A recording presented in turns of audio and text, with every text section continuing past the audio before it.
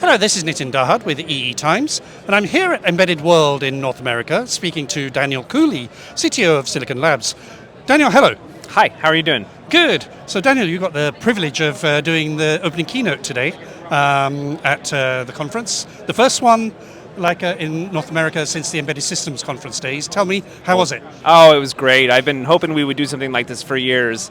Embedded World has always been one of my favorite shows in Nuremberg, and I was always hoping I didn't have to jump on a plane, and here we are. You're in your home ground, which is good for you.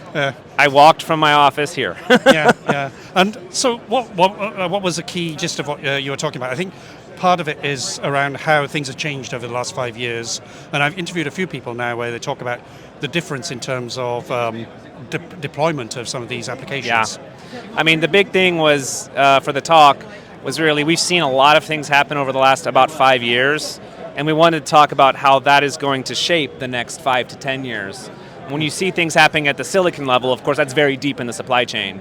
It takes time for a silicon chip feature to work its all the way out to the end customers. So we wanted to talk to people about how it's going to shape those end products, especially in the connectivity, the compute, the security, and the AI. Okay. What is different between sort of now and 5 years ago? What's the perspective there? Yeah, I mean, if you roll back to 2019, and pre-pandemic, and all the things, the chipsets that are being launched now are just night and day. And we're launching things, our competitors are as well, but they're all pointed really in the same direction. And that's really making embedded systems do a heck of a lot more without having to add a quad-core 10 gigahertz 20 gigabyte processor into your light bulb. You can't do that, right? Of course not. Yeah. And so we're bringing a lot of very, very innovative silicon and software to the market today.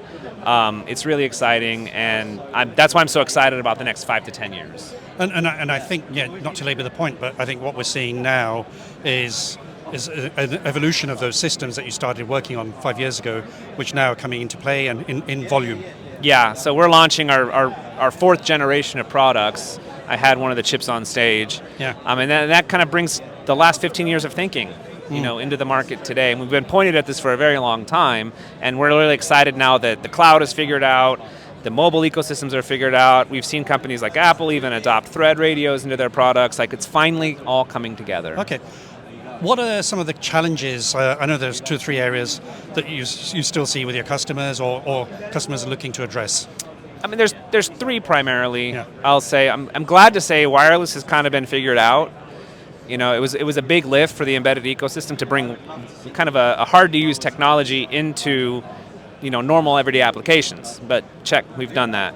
What I see happening now is customers are now kind of feeling the weight of code, and they're trying to hold on to bare metal kind of architectures and methodologies and systems that really need operating systems. Okay.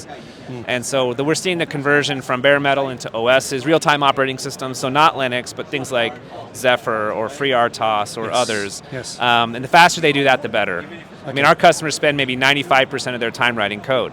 It's not designing a PCB or figuring out an antenna or something like that. So speed up on the code. Second is on the security.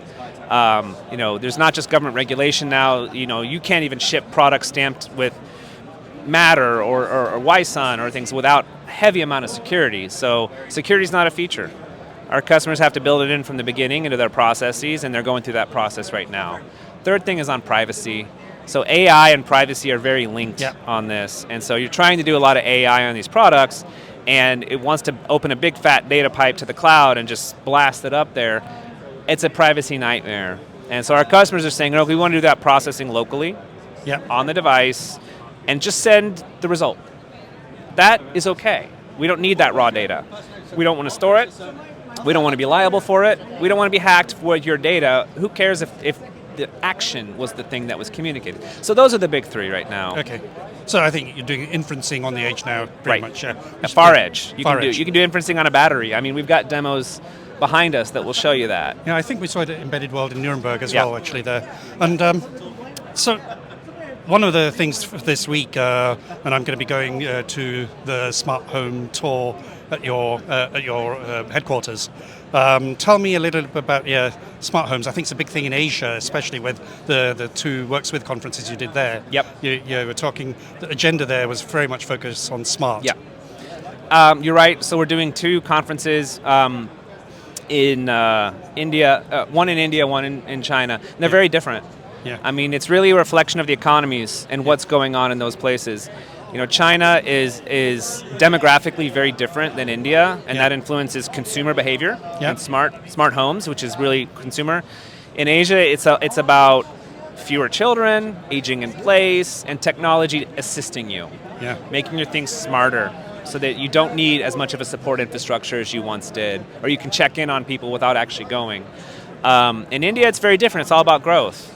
It's a young population, it's earlier, it's an industrialization, and so we're seeing metering networks being built out. We're seeing any convenience factor. The young consumers want convenience factor more than anything else. So it's very different. It's really a reflection of the economies, but I love it. We sell more chips, and it's great to be in these products. So that's actually quite a difference to, say, 10, 15 years ago, where India wasn't a market where you could sell chips. Right. It was doing the design. Right. But I mean, I know you acquired Red Pine many years ago, Yes. but I think the thing is, it's gone beyond that. Yes. And there's a market there, and that's why we... Big market. I was at a conference, Semicon India, and they had the Prime Minister endorsing stuff. The Prime Minister was in New York here and in the US, meeting with all the CEOs of this And of course, chip industry. every government cares a lot more about chips today than they did 5 years ago. Yeah, and how does that affect you as a CTO for a sort of leading firm? Well, I heard it said by somebody, we're a regulated industry, we just don't know it. We're still trying to act as if we can just bring technology to market without being regulated, but we're starting to see it. You're starting to see it. We're starting to see it in the privacy and the security and in robustness and expectations there. The governments really are regulating. In some cases, I think it's great. In other cases, not so great. I mean, not all government regulation is good, but most of the tech industry, and semiconductors particularly, have spent the last 50 years not regulated. We don't know how to do it. And now we all have government regulation teams, or government policy influencer teams, and we're hiring lobbyists, and it's very different than it was 5 years ago. But that regulation is coming from 2 specific areas. One is security and one is AI, I guess. Or is there anything else? Politics. I mean, geopolitics. Yeah, okay, the third one. Okay, geopolitics. Yeah, of course. Yeah. Trying to create a barrier. What data we can share with China, and vice versa. Yeah. How we can sell products or not is very big on government's mind. So 3. Yes. Geopolitics, security, and AI. Yes. Okay. Well, good, Daniel. Well, thank you very much. Thank you.